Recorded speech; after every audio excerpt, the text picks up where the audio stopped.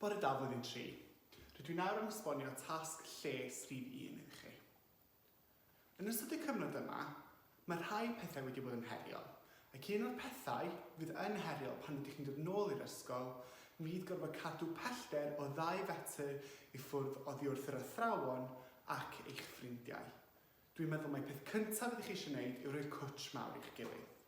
Felly, rydyn ni wedi bod yn meddwl am ffordd y gallech chi wneud hynny, ond hefyd wrth gadw yn saff.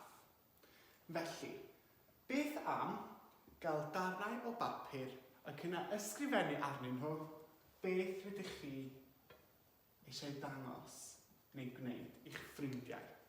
Mae e fyny chi pa mor lliwgar a faint o lyniau rydych chi eisiau ychwanegu i'ch cardiau fflach.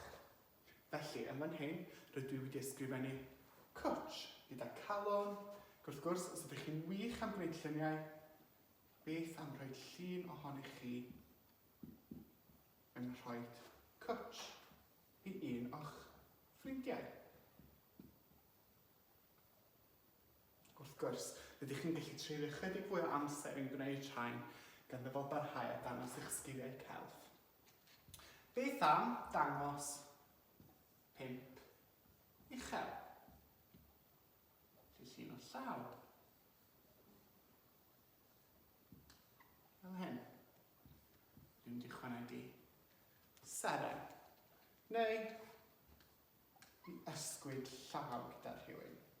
Handshake. Fel hyn. Ysgwyd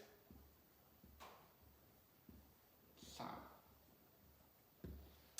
Yna, pan ydych chi ar yr iard neu yn y dosbarth, rydych chi'n gallu dangos y cardiau yma i'ch ffrindiau fel bod nhw'n gwybod eich bod yn angen cwtsh atyn nhw, neu 5 uchel, neu yn ysgwyd llaw gyda nhw. Cofiwch, mae'n gwneud yn siŵr bod y cardiau yn lliwgar, gyda'r neges yn glir, a hefyd gallen nhw bod yn unrhyw maint rydych chi eisiau. Pob lwc.